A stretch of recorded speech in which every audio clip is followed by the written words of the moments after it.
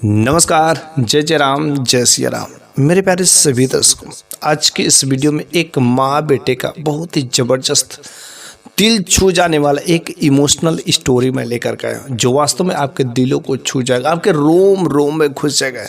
इसलिए आप कहानी में खोने से पहले वीडियो को लाइक जरूर कर दीजिएगा। तो चलिए हम लोग इस किस्सा को, उस माँ बेटे की कहानी को बिना देर किए शुरू ही कर देते हैं।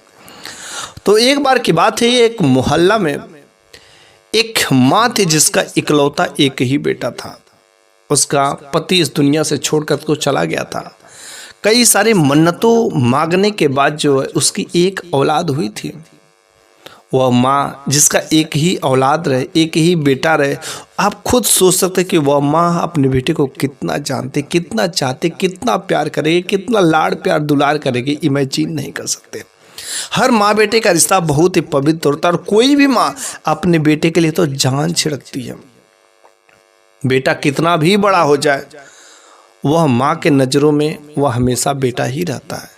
और ठीक ऐसा ही वह भी माँ जो अपने बेटे को बहुत ही लाड़ प्यार से पालती थी। उसके पति ने जो कुछ भी पैसे जमा पूंजी किए थे, वह उस पैसों से खर्चा चलता था, ठीक ठाक चलता था। बेटे को पढ़ाया लिखाया। अगर पैसे कम पड़ते थे तो वह कभी कभी मजदूरी भी कर दिया करती थी, लेकिन अपने बेटे के लाड़ प्यार में किसी प्रकार की कोई नहीं कमी थी। उन माँ बेटों के बीच में बहुत ही अच्छा रिश्ता था, बहुत ही प्रेम था। वह बेटा भी अपनी माँ के लिए हर तरीके से वह जान न्यौछावर करता था। दोनों लोग भगवान की भक्ति में भगवान पर विश्वास करते थे। सब चीज़ ठीक ठाक चल रहा था। बेटा बड़ा हो गया, बेटा की पढ़ाई पूरी हुई तो बेटा ने कहा कि देखो माँ, अब मेरे को कहीं ना कहीं तो कोई नौकरी, कोई जॉब, पैसे कमाने के लिए कुछ ना कुछ तो करने पड़ेंगे, इसलिए मेरे को घर छोड़ना पड़ेगा। वह माँ कहती, बेटा तुम घर छोड़ोगे और मैं कैसे रहूँगी? मैं बिना तुमको देखे, बिना तुम्हारे कैसे रह सकूँगी? वह बेटा कहता, माँ अगर मैं घर पर रहूँगा, तुम्हारे सामने रहूँगा, तुम्हारे पास में रहूँगा, तो फिर हम लोगों को खाने का भी तो चाहिए। ये कैसे धन दौलत अमीर ज़्यादा कैसे बनेंगे? मेरा भी तो कुछ सपना है माँ। तुम भी बड़े बड़े कोठों में, बड़े बड़े जो महलों के जैसे घरों में रहोगी, कुछ मेरा भी तो सपना है। आखिर इस पढ़ाई लिखाई का क्या फ़ायदा है? उस माँ ने कहा, हाँ बेटा, लेकिन बेटा जाना और जल्द जल्द चलते आना, मेरे को कॉल करना, मेरे से बातें ज़रूर करना, क्योंकि एक भी दिन अगर तू बात नहीं करेगा तो मेरे को अच्छा नहीं लगेगा। बेटा तू सच बता, तेरे सिवा मेरी इस दुनिया में है ही कौन?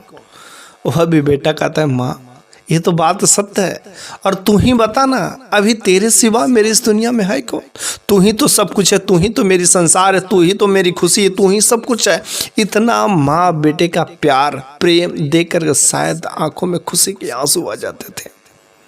फिर आखिरकार उस बेटे ने कहा कि माँ, मेरा जॉब जो है विदेश में लग गई है और मैंने वहाँ पर पासपोर्ट अप्लाई किया था और मेरे को अच्छी खासी कंपनी में सिलेक्शन हुआ, अच्छी खासी सैलरी भी है, ₹1,00,000 से ऊपर है माँ। वो माँ कहती, अरे बेटा इतना पैसे? कहते हाँ माँ, पढ़ाई का तो यही तो फ़ायदा होता है। और देख माँ, जब मैं जाऊँगा ना तो अपना अच्छा सा घर भी बनवाएंगे, सब कुछ पैसे कलेक्ट करके लाएंगे और एक ही बार में देखना सब कुछ बनवाएंगे। और बेटा अपनी माँ को छोड़ करके जो है विदेश चला जाता है पैसे कमाने, किसी कंपनी में काम करने। वहाँ पर से वह हर दिन अपनी माँ से फ़ोन पर बातें किया करता था। कोई ऐसा दिन नहीं कि जब वह बेटा अपनी माँ से बातें नहीं करता था। और वह माँ भी अपने बेटे का फ़ोन का इंतज़ार करते थे। जैसे फ़ोन की अगर कोई रिंग बजती तो बस वो मेरा बेटा ही है। और अपने बेटे से जब तक वह बात नहीं करती ना, तब तक उसका खाना हजम नहीं होता था। वह अपने बेटे की चर्चा मोहल्ले मोहल्ले घर घर जाकर के करती थी, अरे मेरा बेटा कमाता है, इतने पैसे कमाता है। अरे जब वह घर पर आएगा ना तो एक खूब बड़ा सा महल जैसा घर बनवाएगा। मेरा बेटा आएगा ना तो खूब पैसे वाला मिर्जादे जैसे बनेगा। मेरे बेटे को देखे हुए इतने दिन हो गए। खूब घर घर जाकर के कभी कभी तो खुशी में वो मिठाइयाँ खिलाते थे, हर तरीके से खुशी था। लेकिन क्या करोगे, खुशी ज़्यादा दिन कुदरत को मंजूर नहीं होती है। और यदि ये ज़िंदगी के देखा जाए तो ज़िंदगी में एक सिक्के के दो पहलू होते हैं, अर्थात हमारी ज़िंदगी के दो पहलू, एक है सुख और एक है दुख। अगर आज आपके ज़िंदगी में सुख है तो कोई गारंटी नहीं कि जीवन भर आप सुख ही सुख रहेंगे। अगर आज आपके जीवन में दुख है तो गारंटी नहीं कि आपके जीवन में हमेशा दुखी रहेंगे। सुख और दुख दोनों जो एक दूसरे के आते जाते रहते हैं। हमेशा सुख नहीं रह सकता और हमेशा दुखी भी नहीं रह सकते। सुख और दुख तो आना ही आना है। इसलिए आज उस माँ और बेटे के बीच में खूब जो अच्छी खासी सुखी से जीवन व्यतीत हो रहा था। जब भी फ़ोन की कोई भी रिंग बजती तो वह माँ तुरंत दौड़ करके जाती थी और अपने बेटे से बातें करना शुरू कर देती थी। आखिर उसके फ़ोन पर बातें करे तो कौन करे, कौन कॉल कर सकता था, कौन बातें कर सकता था, उसके लिए तो दूसरा कोई था ही नहीं। इसलिए उस माँ को हमेशा भरोसा था कि बस मेरा बेटा ही फ़ोन कर सकता है। और एक दिन गजब की बात होती है कि उस बेटे ने सोचा कि साल भर हो गए हैं और अब अच्छे खासे पैसे भी मैंने कलेक्ट कर लिए, अब घर पर चलेंगे तो अपना एक बड़ा सा अच्छा सा घर बनवाएंगे। लेकिन हाँ, मैं अपनी माँ को जो है ना बिल्कुल एक आश्चर्य तोहफा देना चाहता हूँ कि मैं अचानक बिन बताए हुए माँ को जाऊँगा और बिन बताए हुए जब माँ के पास जाऊँगा तो माँ की खुशी का ठिकाना नहीं रहा। माँ को मैं आश्चर्य सरप्राइज देना चाहता हूँ। वह बेचारा सोच रहा था, लेकिन खुदा को कुछ और ही मंजूर था। माँ के पास में घंटी बजती है और जैसे ही घंटी बजती है ना, वहाँ से एक व्यक्ति बोलता है, क्या आप इस आदमी की माँ बोल रही हैं? वह कहते कि हाँ, मैं वही बोल रही हूँ। बोलिए क्या बात है? तो उसने कहा कि एक बहुत ही बुरी खबर है, आपका बेटा है शायद। उसने कहा हाँ मेरा बेटा, क्या कोई बात है क्या? उसने कहा हाँ, आपका बेटे का एक एक्सीडेंट में मृत्यु हो गई है। जैसे ही वह माँ इस बात को सुनती है, सोचे क्या बेटा, हाथों से फोन गिर गया। वह माँ वहीं पर गिर करके मूर्छित हो जाती, बेहोश हो जाती है। लेकिन जब अगल बगल के कुछ लोगों को पता चलती है कि ऐसी ऐसी हालत, लोग भागे भागे हॉस्पिटल में उसको लेकर के जाते हैं, हॉस्पिटल में एडमिट करते हैं। बाद में सारे के सारे लोगों को पता चल जाता है कि उसका बेटा का इंतकाल होगा, उसका बेटा मर गया एक एक्सीडेंट में। और इस वजह से वह माँ जो है ऐसा सदमा स्वीकार नहीं उसके। लेकिन वास्तव में बात हुआ क्या था कि उसका बेटा मरा नहीं था, उसका बेटा जीवित था, बल्कि उसके एक दोस्त ने मजाक में उसके घर का, उसके मम्मी का फोन नंबर लेकर के उसे झूठ बोल दिया, मजाक मजाक में। लेकिन शायद उस मजाक का इतना बड़ा इंतजाम, उस मजाक का इतना बड़ा तोहफा कभी हो ही नहीं सकता। उधर उसको कुछ नहीं पता, वह तो बस फोन कॉल से पका दिया और फोन कट गया। उसको नहीं पता कि यहाँ पर क्या हुआ है, वह तो वहाँ पर बैठा हुआ। लेकिन वह बेटा अपनी माँ को सरप्राइज करने के लिए अपने जब घर पर आता है ना, तो वो अपने घर का दरवाज़ा खटखटाता है। और जब अपने घर का दरवाज़ा खटखटाता है तो कुछ दरवाज़ा नहीं खुलता है। पड़ोस में जाता है, लेकिन जब पड़ोस वालों ने देखा, अरे तुम जीवित हो? उसने कहा हाँ, तो क्या हुआ था? मैं जीवित तो हूँ। अरे बात क्या हुआ, मेरी माँ कहाँ गई? उसने कहा यार, तुमने ऐसी बात हुई और तुम्हारी माँ ऐसी है कि ऐसा गंदा मजाक नहीं करना चाहिए। क्या तुमको नहीं पता है कि पता नहीं कौन फोन पर कॉल के ऐसा कहा कि तुम्हारी मृत्यु हो गई है और तुम्हारी माँ यह सदमा स्वीकार नहीं कर सकी, सहन नहीं कर सकी और वह तुरंत वहाँ पर वह हॉस्पिटल में पड़ी है। बेटा कहता क्या बात है, मेरी माँ हॉस्पिटल में? वह भागा भागा भागा 4 पहिया अपना निकालता और बस अपनी माँ से मिलने के लिए तेज दौड़ से वह जाता, आंखों में आंसू लिए हुए कि मैं अपनी माँ की हालत कैसी है, मेरी माँ की हालत किसने की। वह समझ गया कि मेरा एक दोस्त जो निकम्मा था, मेरे से हमेशा मजाक किया करता, तो वही मेरे फ़ोन लेकर के मेरी माँ के साथ में ऐसा गंदा मजाक किया। लेकिन शायद उसको नहीं पता है कि मेरी माँ के साथ में क्या हुआ। अच्छा, मेरी माँ हॉस्पिटल में, मैं घर पर आया अपनी माँ को सरप्राइज करने के लिए, लेकिन मेरी माँ जो हॉस्पिटल में, वह बेटा भागा भागा जो है अपनी माँ से मिलने के लिए हॉस्पिटल की तरफ जाता है। लेकिन खुदा ना खास्ता देखिए क्या होता है कि वास्तव में उस दिन उसका रास्ते में एक एक्सीडेंट हो जाता है। और एक्सीडेंट इतनी खतरनाक होती, इतनी दर्दनाक होती है कि वहीं पर उस बेटे का अंतिम सांस खत्म हो जाती है। उधर जब उसकी माँ को पता चलता है कि मेरा बेटा आया है, मेरा बेटा मरा नहीं है, मेरे बेटे के साथ में झूठ बोला गया, वह माँ बहुत खुश होती है और खुशी से पागल होकर के वह हॉस्पिटल से बाहर निकलती है ताकि मैं अपने बेटे से मिलूं। तब तक जो उसके बेटे की डेड बॉडी उसी हॉस्पिटल के सामने खड़ी रहती है, वहां पर बिछाई रहती है। और जो बात उसने सुनी थी वह बात आज सत्य हो गई। आज जो वह बेटा उसके आंखों से सामने से ओझल हो गया, वह अपने बेटे से नहीं मिल सकी, ना तो वह बेटा ही अपने माँ से मिल सका। मेरे प्यारे सभी भाइयों, सभी दर्शकों, सभी दोस्तों, सभी बन जो भी लोग इस वीडियो को देख रहे हैं ना, मैं आपसे एक गुजारिश करना चाहता हूँ कि आप अपने जीवन में कभी किसी के साथ आप गंदा मजाक मत करिएगा। आपके लिए वो मजाक होगा, लेकिन शायद अगला के ऊपर क्या बीतेगा ना, आपको शायद नहीं पता।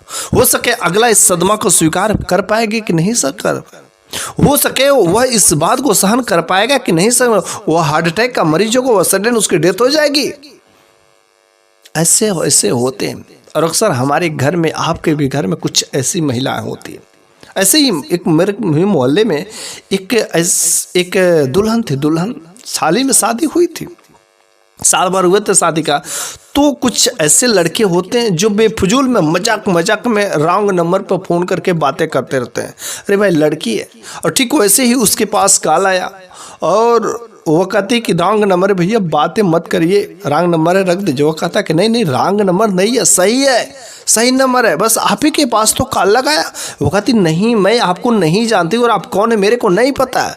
वो लड़का कहता है कि अरे नहीं जानती तो बस बातें करिए, धीरे धीरे जान जाएंगी। अगर नहीं आपको विश्वास है तो बोलिए किस जगह पर मिलना है, मैं वहाँ पर आकर के अपना परिचय मैं दे देता हूँ।